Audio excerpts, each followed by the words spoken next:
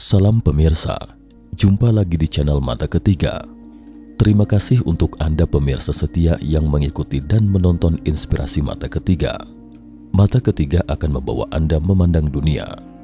Hari ini kami akan menghadirkan informasi tentang fenomena tentang Shamanisme. Untuk diketahui, Shamanisme adalah ajaran yang berdasarkan keyakinan bahwa roh yang ada di sekeliling manusia dapat menyusup dalam tubuh seorang syaman dalam suatu upacara atau ritual. Sementara syaman artinya seseorang yang dianggap memiliki akses terhadap dan mempengaruhi dunia evokasi roh-roh baik dan jahat. Dahulu kala ketika manusia baru mulai memiliki pandangan untuk hidup secara berkelompok, manusia pada saat itu percaya bahwa ada sekelompok dewa di langit yang memberikan segalanya. Keberadaan mereka mutlak dan tidak diragukan lagi. Sekedar diketahui, dewa dan dewi adalah keberadaan supranatural yang menguasai unsur-unsur alam atau aspek-aspek tertentu dalam kehidupan manusia. Mereka disembah, dianggap suci dan keramat, dan dihormati oleh manusia. Dewa memiliki bermacam-macam wujud, biasanya berwujud manusia atau binatang, dan mereka hidup abadi. Setiap kali suku mereka menemui kesulitan, seseorang atau sebut saja penyihir akan mengambil senjata ajaib dan menari-nari sambil komat kamit membaca mantra. Di bawah iringan musik dan nyanyian, rohnya perlahan-lahan akan keluar dari tubuhnya.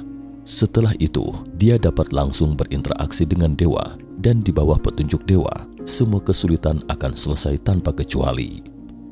Menurut legenda, selain dapat menyampaikan petunjuk dewa, penyihir kala itu juga dapat berkomunikasi dengan orang mati, meramalkan masa depan, bahkan menyembuhkan segala penyakit. Inilah Shamanisme. Shamanisme yakni ajaran yang berdasarkan keyakinan bahwa roh yang ada di sekeliling manusia dapat menyusup dalam tubuh seorang syaman dalam suatu upacara atau ritual. Asal-muasal Shamanisme sudah ada sejak awal, bisa ditelusuri kembali ke masa Neolitikum atau zaman batu muda. Sayangnya saat ini belum banyak orang yang menganut kepercayaan ini, sehingga sebagian besar orang belum pernah mendengar tentang Shamanisme. Sampai pada tahun 1977, tiba-tiba tersiar kabar mengenai seorang dukun di Meksiko yang dapat melakukan operasi atau pembedahan pada seseorang dengan pisau tumpulnya. Dukun ini tidak memiliki pengetahuan medis apapun. Hal yang membingungkan adalah pasien yang ditanganinya tidak hanya pulih seperti sedia kala, bahkan bekas operasinya juga sembuh seketika saat operasinya selesai. Selain itu, pasien bisa segera bangun dari tempat tidur dan berjalan leluasa pasca operasi, seolah-olah tidak pernah terjadi apa-apa. Hari ini kita akan bincang-bincang sejenak tentang sebuah bidang pengobatan yang misterius tapi mujarab ini. Pacita. Pacita yang bernama asli Barbara Guerrero adalah seorang paranormal wanita yang hebat. Semasa kecil, Pacita mendapati dirinya bisa seketika menyembuhkan hewan yang terluka hanya dengan menyentuh area luka hewan itu. Namun Pacita yang masih kecil tidak sadar bahwa dia memiliki kemampuan yang tidak dimiliki orang biasa pada umumnya. Hingga menginjak usia 30 tahun, Pacita baru menyadari kemampuan unik yang dimilikinya ternyata bisa digunakan untuk mengobati orang. Berbekal kemampuan itu, Pacita mulai membantu orang-orang yang sakit. Meskipun Pacita selalu berusaha tidak menonjolkan diri, namun karena kemampuan saktinya itu dapat menyembuhkan banyak orang yang sakit parah, nama Pacita pun semakin terkenal. Di penghujung tahun 1977, sepak terjang Pacita akhirnya menarik perhatian sejumlah cendekiawan. Setelah mendapat persetujuan Pacita, para ahli Amerika yang dipimpin oleh Dr. Andrija Puharich membawa berbagai instrumen canggih untuk mempelajari secara ilmiah tentang tata cara Pacita menyembuhkan pasien. Sebagai catatan, penulis The Law of One Hukum Satu Harga, Carla Ruckert, juga tergabung dalam tim peneliti ini dan dia sendiri secara langsung merasakan operasi Pacita. Carla Ruckert mengatakan bahwa sudah sejak lama ginjalnya bermasalah. Ketika Pacita melihatnya, hanya butuh beberapa detik dia segera mengetahui masalah yang dihadapi Carla. Pacita memberitahu Carla Ruckert bahwa untuk mengatasi masalah ginjalnya, dia perlu operasi. Adapun yang dimaksud dengan The Law of One atau hukum satu harga adalah bahwa unit mata uang setiap negara memiliki daya beli yang sama. Misalnya jika $1 Amerika dapat ditukar dengan 1 kilogram telur di Amerika, maka $1 Amerika harus dapat pula ditukar dengan 1 kilogram telur di negara Jepang dan di negara-negara yang lainnya. Meskipun Carla Ruckert adalah salah satu penulis The Law of One, namun Carla Ruckert masih agak ragu ketika mendengar seorang paranormal yang tidak memiliki izin praktek dokter akan mengoperasi dirinya. Tetapi dengan pertimbangan peneliti yang mendampingi kali ini adalah para ilmuwan dan dokter profesional, niscaya tidak akan terjadi sesuatu yang serius, hingga pada akhirnya Carla Ruckert setuju untuk menjalani operasi tersebut. Pada saat operasi, Carla Ruckert berbaring tengkurap di ranjang operasi. Sebelum operasi, para peneliti meneliti dengan cermat pisau tumpul Pacitta berukuran 5 inci yang akan digunakan untuk operasi. Selain tumpul, para peneliti tidak menemukan sesuatu yang mencurigakan dan operasi pun akan segera dimulai. Operasi. Karena Carla Ruckert dalam posisi tengkurap selama operasi, jadi dia tidak melihat keseluruhan proses dengan matanya sendiri. Berikut adalah catatan rekanan Dr. Andrija.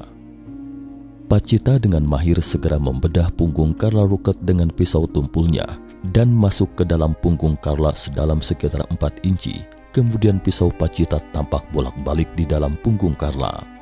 Sebelum operasi, Pacitta mendapatkan organ ginjal pasien meninggal dari rumah sakit setempat. Ginjal itu direndam dalam toples. Pacitta mengambil ginjal itu dari toples dan membukanya separuh. Langkah Pacitta ini seketika membuat setiap peneliti di tempat terkejut dan terperangah. Namun Pacitta berkata dengan santai. Pacitta mengatakan akan menanamkan ginjal itu ke dalam tubuh Carla Ruckert secara terpisah. Para dokter yang berada di sana hampir tidak sanggup lagi mendengar penjelasan Pacitta. Semua orang mengerutkan kening seakan bertanya teknik medis apa itu. Bagaimana mungkin organ yang diambil dari jasad seseorang itu ditanamkan ke dalam tubuh manusia? Orang-orang hanya melihat Pacitta yang memegang separuh ginjal itu mendekati lubang operasi di sisi tubuh Carla Ruckert. Pemandangan berikutnya yang menakjubkan pun terjadi. Separuh ginjal di tangan Pacitta tiba-tiba meresap ke dalam tubuh Carla Ruckert. Sebelum sempat bereaksi, orang-orang di tempat menyaksikan luka yang dipenuhi dengan darah Carla itu sembuh seketika di detik berikutnya. Melihat pemandangan ini, para peneliti yang menyaksikan langsung pemandangan mendebarkan itu terkejut, takjub, dan heran hingga tidak mampu berbicara.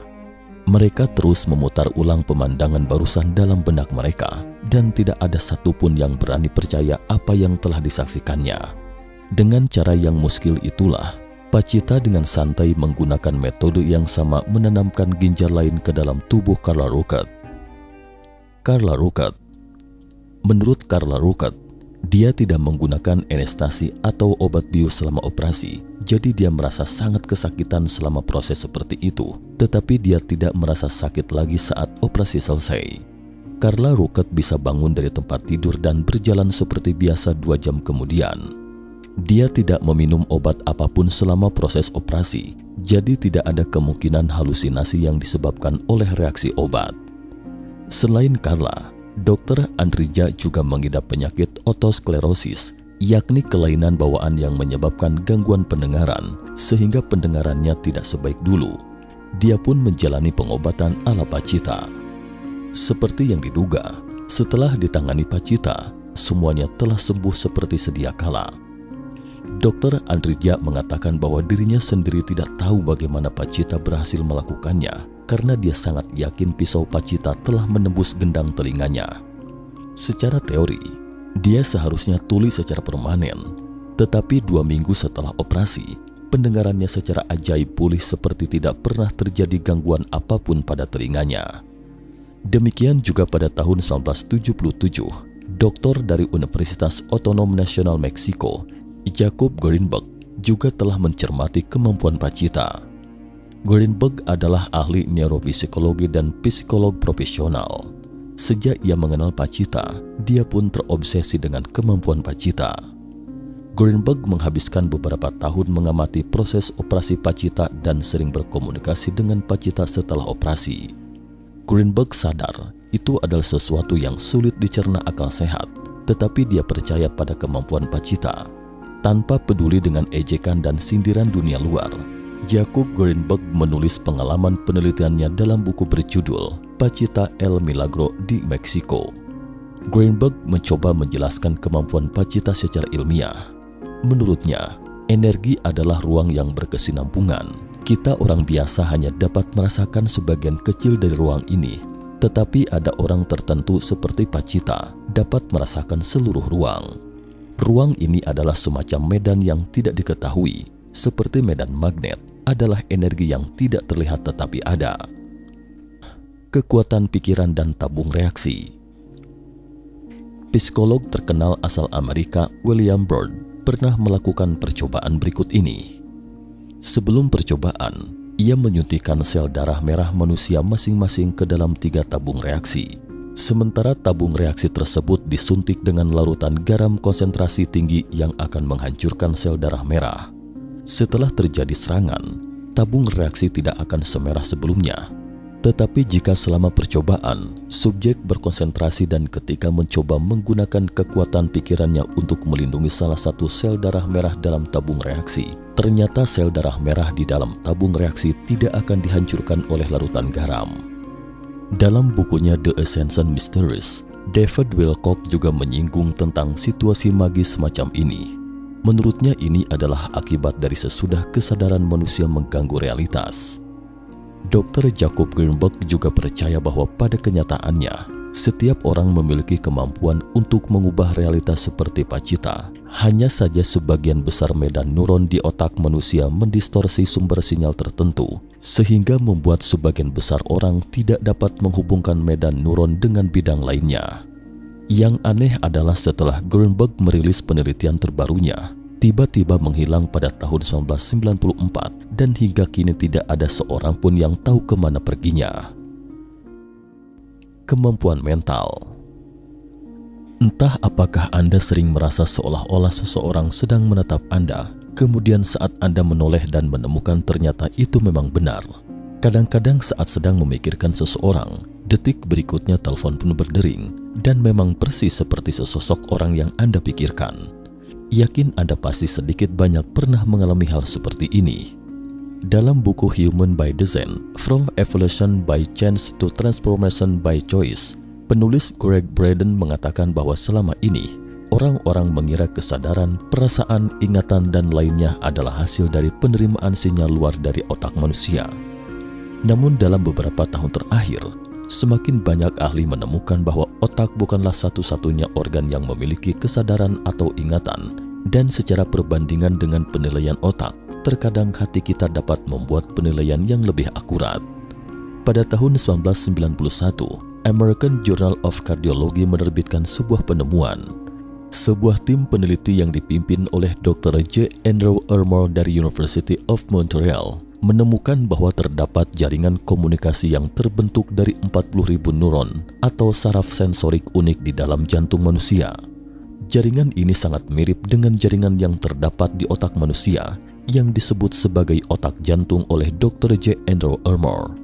Seiring dengan populernya transplantasi organ dewasa ini, banyak contoh kasus yang membuktikan bahwa beberapa orang yang menerima donasi jantung ternyata memiliki hobi yang berbeda pasca operasi. Misalnya, seseorang yang semula tidak suka makan paha ayam goreng justru harus makan sepotong setiap hari setelah operasi. Pada akhirnya mereka baru sadar bahwa pemilik semula dari jantung itu juga suka memakan sepotong paha ayam goreng setiap hari semasa hidupnya. Tidak hanya kesukaan yang berubah, terkadang penerima organ juga memiliki ingatan yang bukan miliknya. Sekitar 30 tahun yang lalu, seorang gadis cilik yang baru berusia 10 tahun kehilangan nyawanya. Belakangan orang tua si gadis cilik memutuskan untuk mendonasikan jantung putrinya. Penerima donasi jantung adalah gadis bernama samaran Lisa. Tak lama setelah Lisa menerima transplantasi jantung, Lisa sering mengalami mimpi buruk. Dalam mimpi buruk itu, Lisa mengalami pelecehan dan disakiti. Melihat putrinya tersiksa oleh mimpi buruk setiap hari, orang tua Lisa kemudian membawanya ke psikolog Paul Pearsall. Setelah beberapa kali didiagnosis, Paul menemukan bahwa mimpi buruk Lisa bukan seperti mimpi, tetapi lebih seperti kenangan. Lisa bahkan tahu nama orang yang menganiaya dan membunuhnya itu, serta lokasi pembunuhnya. Dr. Paul yang merasa ada sesuatu yang tidak beres dan ragu-ragu kemudian menelpon polisi setempat. Tak disangka panggilan telepon ini ternyata mengungkap kasus yang belum selesai. Pembunuhnya adalah orang yang selalu hadir setiap hari dalam mimpi gadis itu, dan korbannya adalah seorang gadis cilik berusia 10 tahun yang menjadi pendonor jantung Lisa. Intuisi. Mungkin ada yang mendapati bahwa dalam beberapa kitab kuno atau Alkitab selalu menjelaskan pentingnya hati. Misalnya dalam kitab Perjanjian Lama menyebutkan bahwa hati adalah sumber hikmat yang luas. Orang-orang zaman dahulu juga sering berkata, rasakan dengan hati, pikirkan dengan hati, bukan berpikir dengan otak. Menurut Greg Braden, penulis Human by Design, From Evolution by Chance to Transformation by Choice, ada sebabnya mengapa orang zaman dulu selalu menyebut hati. Otak akan membuat penilaian berdasarkan sinyal yang diberikan oleh panca indera, tetapi sinyal tersebut belum tentu benar. Seperti yang disebutkan sebelumnya, terkadang manusia akan mendeteksi sinyal yang salah menutupi sinyal yang benar. Tetapi beda dengan hati. Hati bisa menghasilkan sinyal untuk memberikan jawaban yang paling langsung kepada manusia. Misalnya ada percobaan di mana seorang ibu menggendong anaknya. Saat ini gelombang otak si anak dan sang ibu normal-normal saja, tetapi saat peneliti memberikan instruksi meminta si ibu memikirkan anaknya, yang tidak disangka-sangka adalah detak jantung si bayi tercermin dalam gelombang otak ibu.